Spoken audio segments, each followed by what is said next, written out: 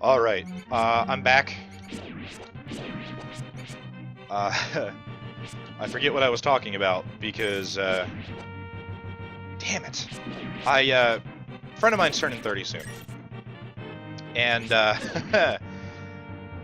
we had a surprise party planned for him. And it was, on a day where...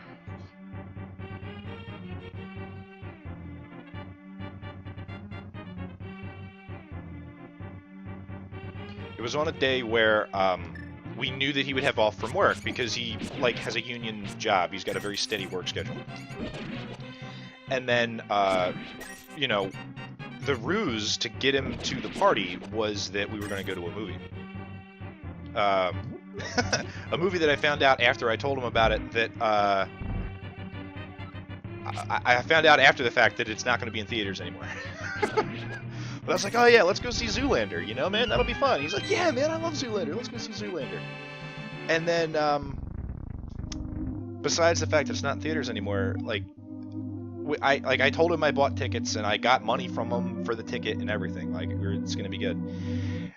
And then, the other day he's saying, oh yeah, you should think about maybe finding, just as a backup plan, someone else to go see the film with, because there's a possibility that I'm going to be working. Let's see, Zelda's telling me that Aghanim is going to try to capture her, and the wizard's going to destroy all of Hyrule, etc. The only weapon potent enough to defeat the wizard is the Master Sword, and that the village elder is a descendant of the Seven Wise Men. Maybe he can tell you more. I'll mark his house on your map. Cool. Yeah, so... I had plans to go see this film, and we were going to go pick up a friend of ours at her house to go see the movie, and when we walk in, surprise, right? Like, it was going to be a whole thing. The other day, he tells me, you might want to think about finding a backup person to go see this film with, because I just put in a bid to get a different job with this company that's going to have different hours. And I go, what do you mean different hours? He says, well, I'll be working on Saturdays. And I go, oh, like, when Saturdays? And he's like, you know, like 2 to 10 p.m. on Saturdays every day, every week. That's a problem. So, fucking, I don't know what I'm going to do now. I just told the people planning the party, and we're going to see what we can do. I prefer not to stream and text, but this is what happens when you are trying to get a party put together. Anyway, I can't pull up my map in this cave. I got bombs. So, that's it for that. I'm done talking about that. What happened at the church, or the sanctuary, what happened at the sanctuary was that, you know, I brought Zelda there. She's in hiding. The old man at the sanctuary is, like, ready to take care of her. Keep an eye on her until I can finish this quest to get the Master Sword. This is the first game that the Master Sword was introduced. And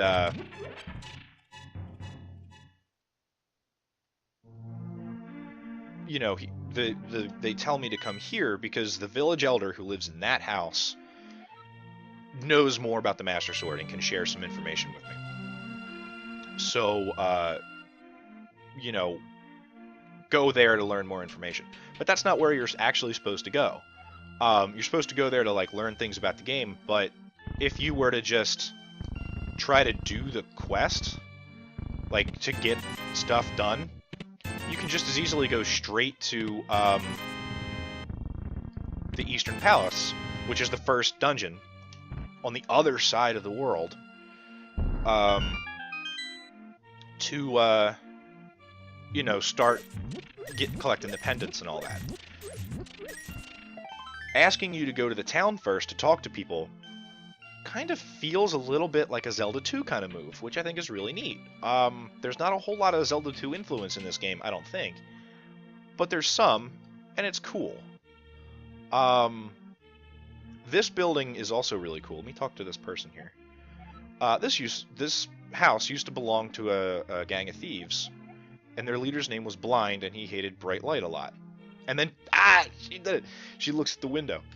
Um, Blind is a character that's going to come up later. Ah, man, I think this house is so genius that they put this in here. Blind is a villain that's going to come up later that you defeat him by dragging him through a bright light, and then he becomes vulnerable and you can kill him.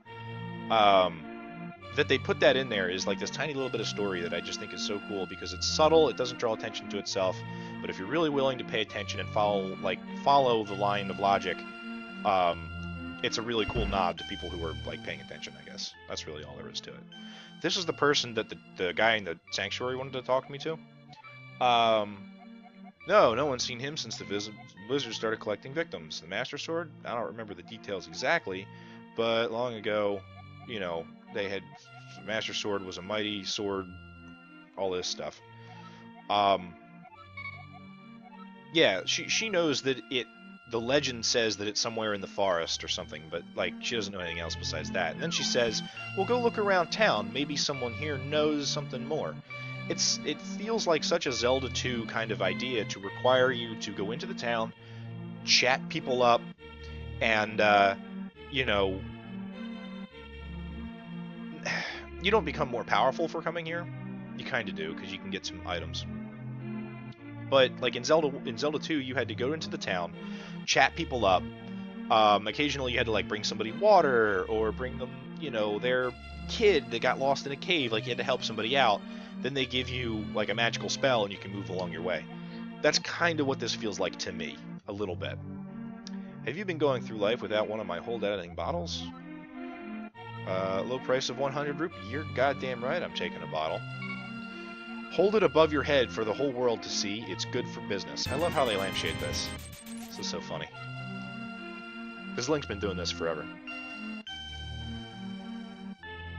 Anyway, I think asking you to go into the town and talk to people is a really cool move.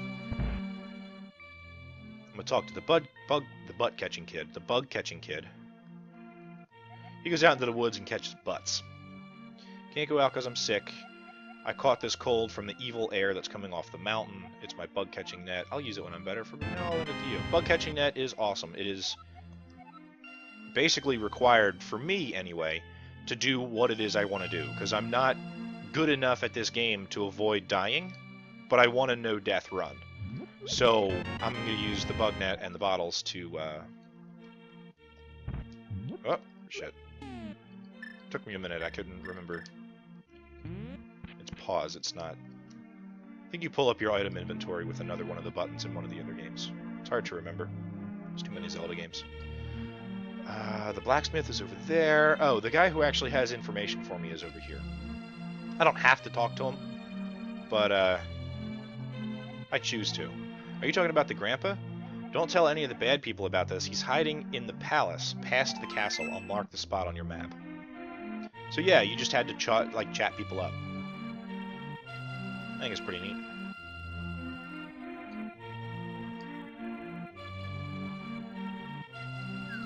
The library is here. The shooting game.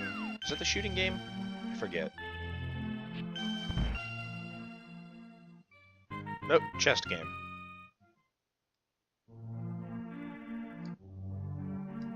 This is the first instance of a Zelda game having... Shoot. I guess I gotta come back. I accidentally wasted my last bomb in the bar earlier. Crap. There's a secret behind that wall.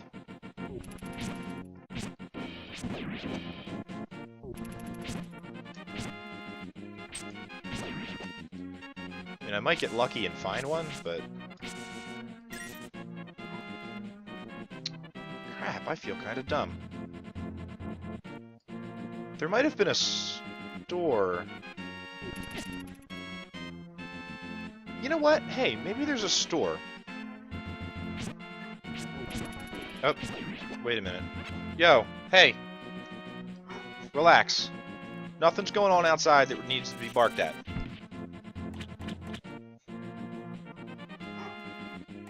Maybe I'll do the fish thing. There is a, Go lay down. Hey. Go lay down. Dogs are going bananas for some reason. This one's looking out the window and huffing at something. Probably a rabbit on the lawn. Oh, wait. Let me do this the other way first. And this one's getting all excited about it. What was I talking about?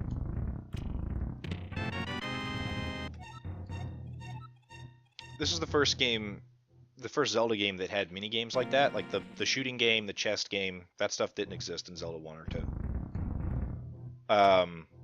Well, I guess you could kind of argue that it existed in Zelda 1 in that you could go into the caves and, like, there would be...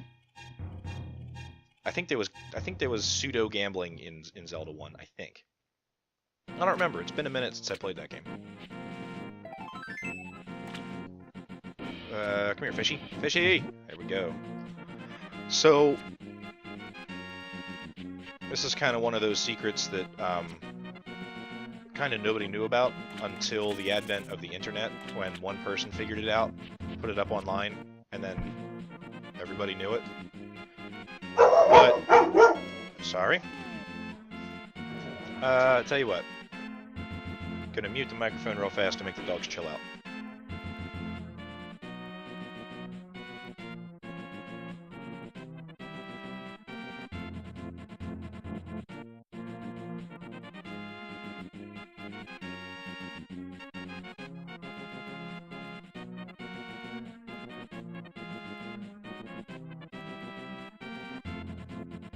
Worst stream ever.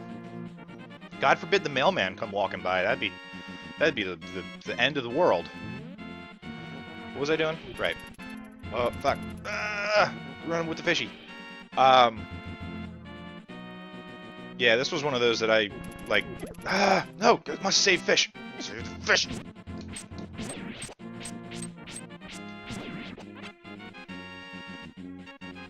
Gotcha. If you bring him all the way back to the guy that I bought the bottle off of, pretty sure he gives you a bunch of random shit, which is pretty cool.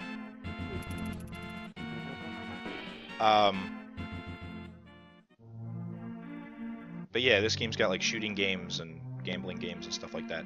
The problem with it, of course, is that they didn't actually do anything interesting with it. They just had, like... I think in the shooting games you can win arrows or win rupees or something like that, but there isn't anything else that happens in it. Like, you just play them for funsies.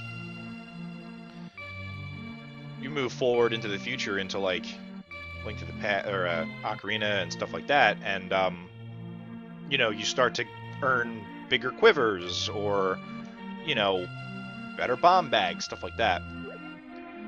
Hey, they say eating fish makes you smart. You have to give me this fish for this stuff, okay? Done. Hey, cool. Got a whole bunch of stuff. I got, what, money, arrows, bombs, and magic. That's pretty neat. Little trick. Take that home. That's for free. You can have that. But yeah, the minigame thing is actually one of my biggest complaints about this game. They had the opportunity to move forward from something that they had done in Zelda 1 that I don't think was all that interesting a game mechanic. They brought it into this game and made it less interesting than it was in the first one. That being item upgrades, bomb upgrades, and stuff like that. In Zelda 1, you'd be wandering through a temple, or a dungeon, or whatever. And you would, you know, if you knew where they were, or if you were really, really diligent in looking around, you could find these, like, secret walls that you could push your way through that would have an old man in them that would say, you know, pay me money for more bombs. And you'd have to pay him a lot of money to get an upgrade to your ability to carry, like, you could carry more bombs. And the reason that that was interesting was that they sort of go. The reason that I felt that was interesting was that they, man, I just can't think. It required exploration, right? Like, you had to be on top of looking around and really exploring your environment, in order to find the guy. They do the same thing in this game, where, you know, you have to pay money to increase the size of your quiver and your, like, they don't really call it a bomb bag, but increase your bomb capacity. But the way they do it is you go to the island in the water and you pay the lady, and that's all. Like, they could have had it so that you had to be really good at the shooting gallery game to increase your quiver size. That would have been really cool. If they put in, like, a bomb, kind of throwing bomb game like they did in, I think there's one in Clocktown, in Majora, where that's how you have to, I think you either get a piece of heart or something, or maybe a bigger bomb bag. I honestly can't remember.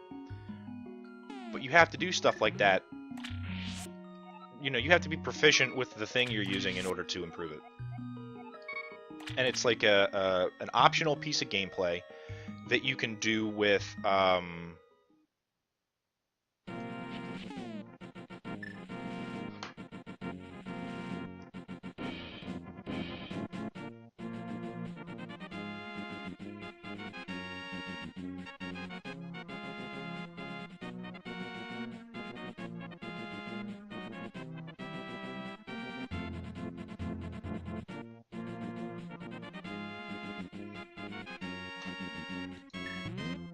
I'm sorry, I'm still dealing with the fallout from this frickin' surprise. I have work, so I'm not going to be able to go to my surprise party nonsense. I apologize that I keep losing track of my own thoughts.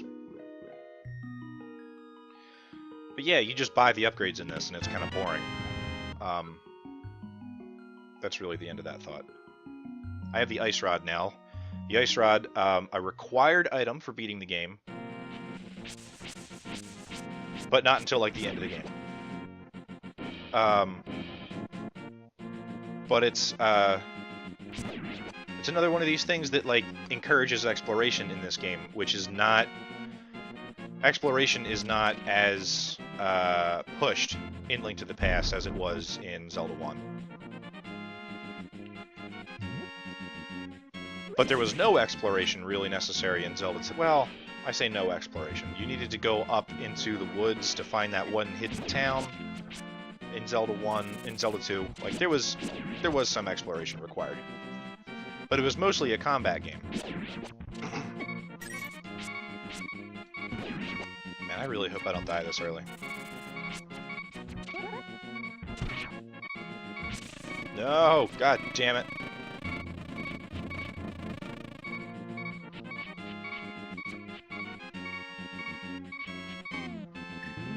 There's fairy fountains every time I turn around.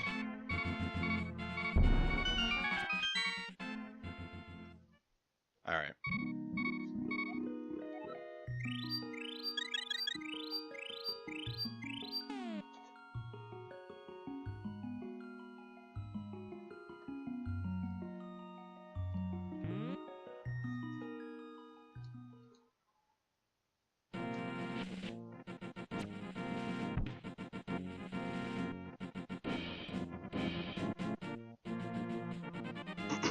Alright.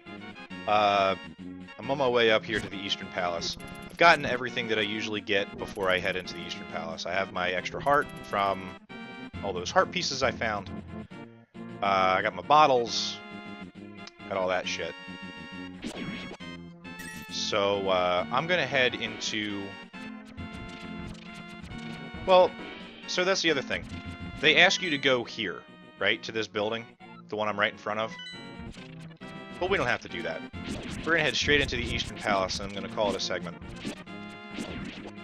Come back in a couple of minutes. Play a little bit more Zelda.